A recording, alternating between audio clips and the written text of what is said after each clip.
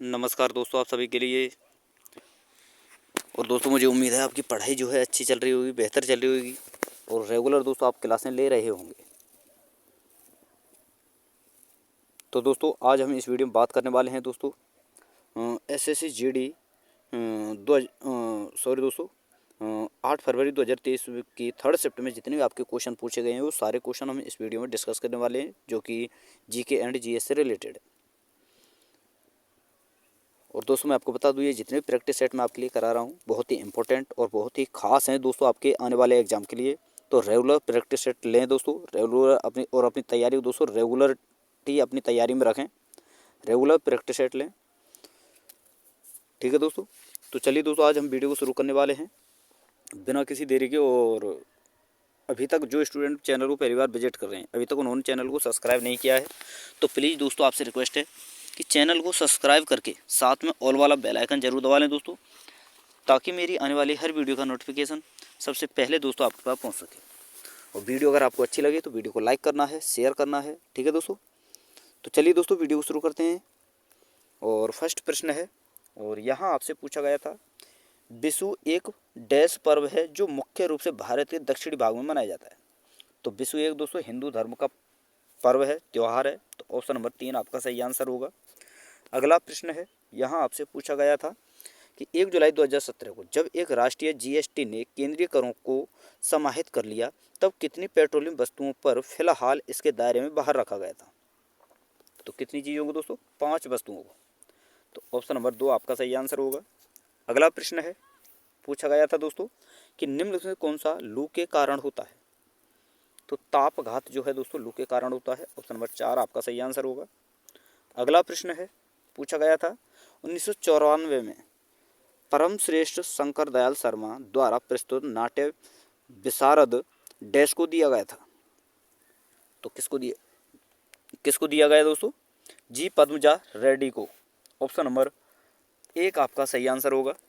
अगला प्रश्न है, यहाँ आपसे पूछा गया था, ये रहा दोस्तों, कि बागानी खेती में क्या होता है। तो बागानी खेती में क्या होता है दोस्तों? एकल फसल उगाई जाती है। ऑप्शन नंबर 4 आपका सही आंसर होगा।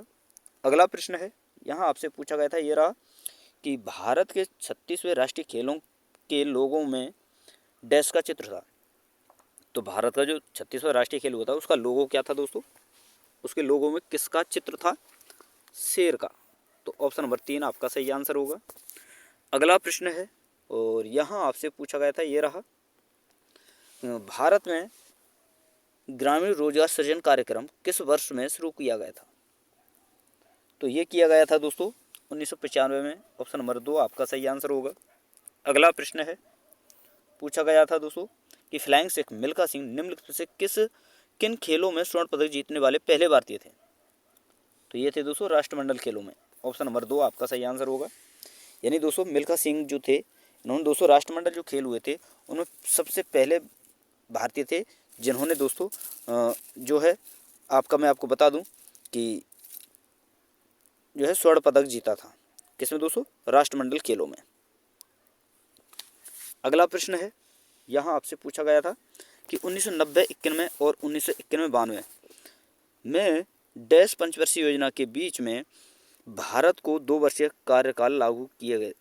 भारत में 2 वार्षिक कार्यक्रम लागू किए गए थे। तो कौन सी 2 पंचवर्षीय योजना थी दोस्तों? एक तो 7वीं और एक 8वीं। तो ऑप्शन नंबर 3 आपका सही आंसर होगा।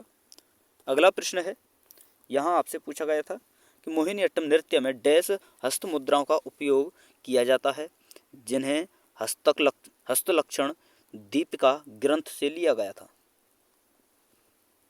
तो कितनी दोस्तों? 24 हस्त मुद्राओं का उपयोग किया जाता है, जिन्हें दोस्तों हस्तलक्षण दीपिका ग्रंथ से लिया गया था। तो ऑप्शन नंबर 2 आपका सही आंसर होगा।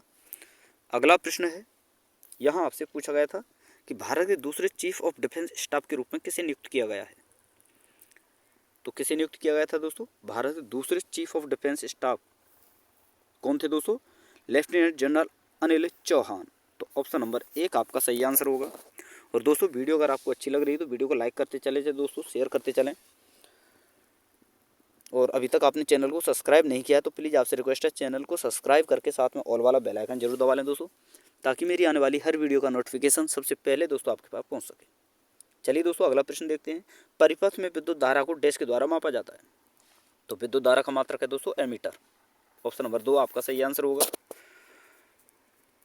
और ओडोमीटर है दोस्तों स्पीड को मापता है। विभव मापी दोस्तों विभव को मापता है। वोल्ट मीटर दोस्तों वोल्टेज को मापता है।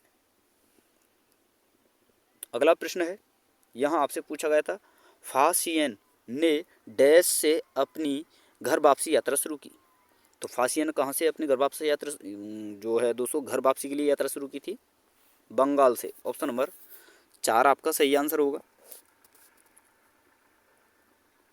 अगला प्रश्न है और यहाँ आपसे पूछा गया था, ये रहा दोस्तों, भारत में हरित क्रांति की शुरुआत मुख्य रूप से डैश में हुई थी। यानी कौन सी सन में जो है दोस्तों हरित क्रांति की शुरुआत भारत में की गई थी दोस्तों?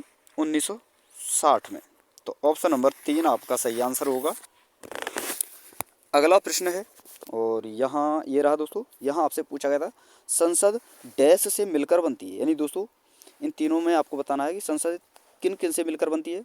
तो देखिए दोस्तों, संसद राष्ट्रपति, संसद की जो भाग हैं मुख्य वो हैं दोस्तों, एक तो राष्ट्रपति, राज्यसभा और लोकसभा, और उन तीनों से ही मिलकर दोस्तों संसद बनती है।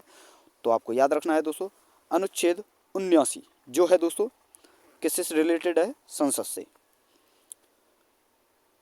और अनुच्छेद 80 जो है दोस्तों राज्यसभा से, और 81 जो है दोस्तों लोकसभा से संबंधित। तीनों ही आपको याद रखने हैं, इंपॉर्टेंट है दोस्तों। तो ऑप्शन नंबर 1 इसका सही आंसर होगा। यानी दोस्तों संसद जो है राज्यसभा, लोकसभा और राष्ट्रपति तीनों से मिलकर बनती है। अगला प्रश्न है, यहाँ आपसे पूछा गया था, ये रहा दोस्तों, कि संसद के समक्ष बजट प्रस्तुत करने की संवैधानिक आवश्यकता भारत के संविधान के अनुच्छेद डैश में दी गई है। तो बजट प्रस्तुत करने का जो प्रावधान है वो है दोस्तों अनुच्छेद 112 में। तो ऑप्शन नंबर 3 आपका सही आंसर होगा।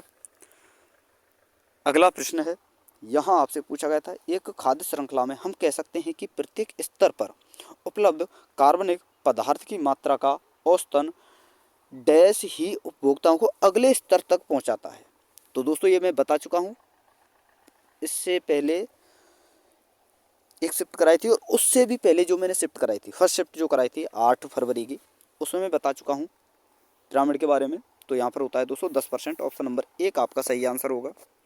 अगला प्रश्न है, ये रहा दोस्तों, और यहाँ आपसे पूछा गया था कि 1986 में स्वर्ण मंदिर में आतंकवादियों के खिलाफ एक ऑपरेशन चलाना पड़ा। इस ऑपरेशन का नाम क्या था? तो इसका नाम था दोस्तों ऑपरेशन ब्लैक थंडर। तो ऑप्शन नंबर 1 आपका सही आंसर होगा। अगला प्रश्न है, यहाँ आपसे पूछा गया है कि भारतीय संविधान की किस अनुसूची में भारतीय गणराज्य की भाषाएं शामिल हैं? तो किस में है दोस्तों? 8 में, अनुसूची 8 में। तो ऑप्शन नंबर 3 आपका सही आंसर होगा।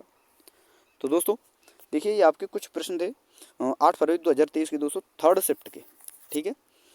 और जितने प्रश्न पूछे हैं बहुत ही इंपॉर्टेंट प्रश्न थे। तो दोस्तों वीडियो अगर आपको अच्छी लगी तो वीडियो को लाइक कर दें, शेयर कर दें, और अभी तक चैनल को सब्सक्राइब नहीं किया है तो प्लीज़ आपसे रिक्वेस्ट है चैनल को सब्सक्राइब करके साथ में ऑल वाला बेल आइकन जरूर दबा लें दोस्तों, ताकि मेरी आने वाले हर वीडियो का नोटिफिकेशन सबसे पहले दोस्तों आपके पास पहुंच सके।